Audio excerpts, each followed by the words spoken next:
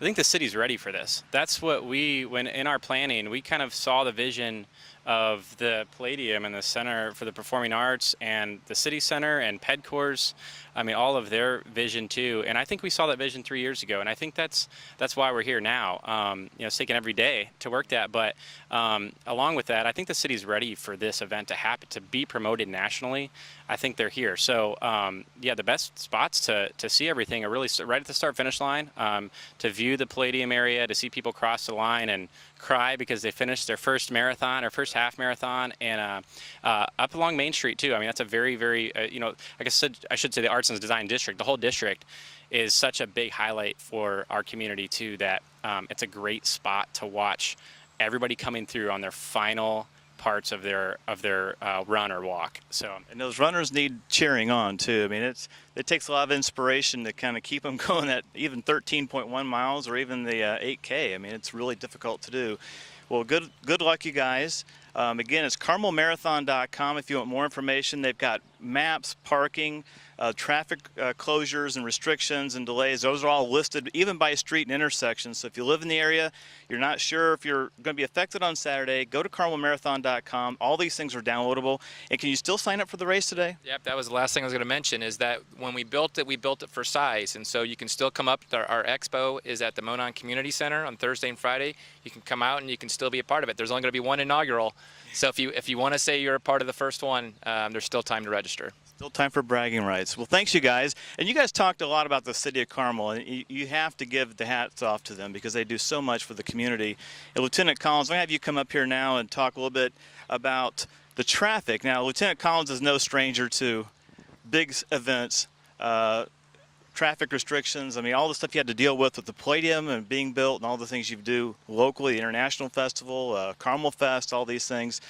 How is this event going to be different than maybe other events you've done in the city of Carmel? Well, first of all, geographically, it's just so much larger than anything we've done. And in terms of manpower, we're going to be using more than 90 officers from 6 different police agencies.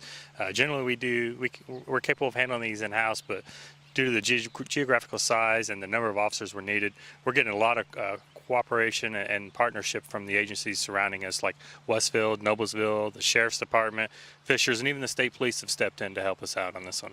And you quarterbacked all these officers, right? And all the emergency medical plan. Did you do all this? I help organize it. I don't know how well of a quarterback I am. I'm surely no Peyton Manning on this, but I'm gonna give it my best shot. It's an inaugural event, just like Aaron and Todd referred to, and it's kind of hard to plan for every contingency in a situation like this. And people have to understand that there's probably some things that we missed, and they're just going to be patient with us.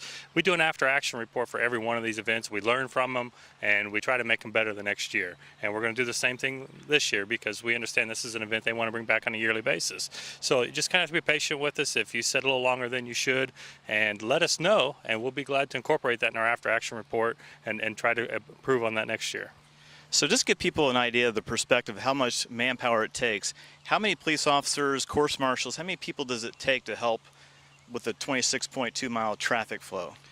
We've essentially tried to put police officers in the heaviest traffic areas, and we have 90 of those.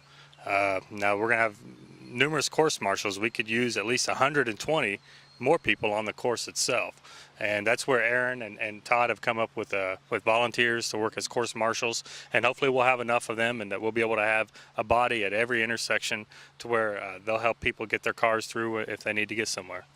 Now talk about the closures, the delays and things. Not all the roads are shut down the whole time. I mean, it's kind of a rolling closure system. How does that work? How do you guys shut down traffic for 2 hours or 2.5 hours? How does that operate? Yeah, I've received a lot of phone calls on that already. People are worried that they're not going to be able to get to where they need to go. And just like you said, this is a rolling closure. If you look at the map on the carmelmarathon.com website, I believe for each mile marker, it'll have 2 times. The first time being when they anticipate the first runner coming through, and the last time when they anticipate the last runner coming through. And in most of those places, you're going to find that's a pretty small window. And even during those windows, as there are gaps in the runners that we can safely get cars through, our officers will do that. They'll get cars through. There are only a few places where traffic will be essentially completely shut down for small periods of time. That being right here at the start-finish line near the farmers market. For people coming there, you kind of have to look at the maps that they have on site and plan your route accordingly. Another one being southbound on Rangeline Road from Main Street. That's going to be shut down. There won't be any southbound traffic. We'll still have northbound traffic. And for anyone that's attended a Carmel Redevelopment Commission event in downtown Carmel, the Art of Wine, Rock the District, we have those events yearly. They understand all the barricades and the traffic pattern that we have for those. And we're essentially going to be using the same traffic plan for the Arts District that we've used on numerous events, and it's gone off without a hitch each time. And I expect that we'll have the same results this time. For the most part, Aaron and Todd have done a great job of getting out in front of this and meeting with homeowner associations and businesses and just trying to be a good community partner in this. They understand people have places to go. There's soccer matches, lacrosse games. People have places to go just like these runners want to run this course. And we're going to try and work out a partnership between everyone that like, you know, everyone will be able to get to go where they need to go. You can expect some delays, like I said, but you know, we're just going to try and grow from this next year and learn from any mistakes we make this year and any places where we have long delays. And, you know, I don't expect any place to be really bad. But you kind of have to plan your route accordingly. Look at the maps. For example, if you want to go east and west, I would recommend using 146th Street or 106th Street. Those are two places where the runners will not be on the street. If you need to go north and south, Keystone will have one southbound lane blocked for just about an hour from 8:30 to 9:30 for the 8K race, but otherwise will be unaffected. Meridian won't have any blockages on that. So I would try to utilize those roads if you just need to get through Carmel, and you should bypass all runner traffic. Wonderful. So how do you get the feedback from the residents in Carmel about Saturday's traffic flow? How did they get in touch with you? If they go to the City of Carmel website, there's a link to the police department, and you can leave messages there, and those will get forwarded to me. I had a couple today come to me with other events that are going on in town. They can call me directly, just Lieutenant Larry Collins. Just call the Carmel Police Department switchboard. They'll put you in my voicemail, and hopefully it won't fill up.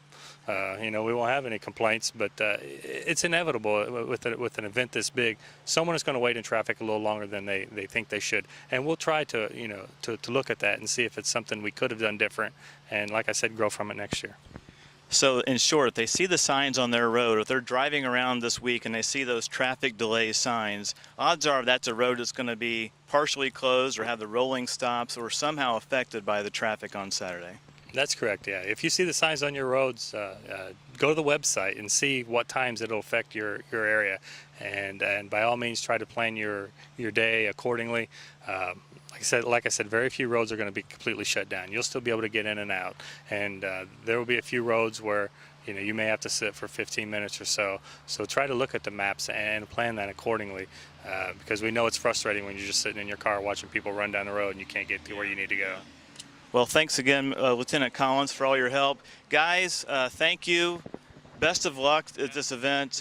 There's a lot of people coming to town. Their first impression of Carmel is going to be a good one, hopefully, from all the work you guys have put in. And I'm sure your sponsors will be excited to see all their fanfare and their name out there as a host of this, especially the City of Carmel. So congratulations. Thank you so much. Yeah. Good luck to you guys.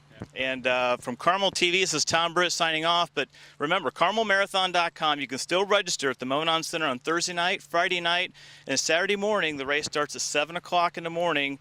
If you've got plans Saturday morning, try to get out either before that or park a car across the street so you can get out, so you make sure you know where the traffic flow is going to be on Saturday.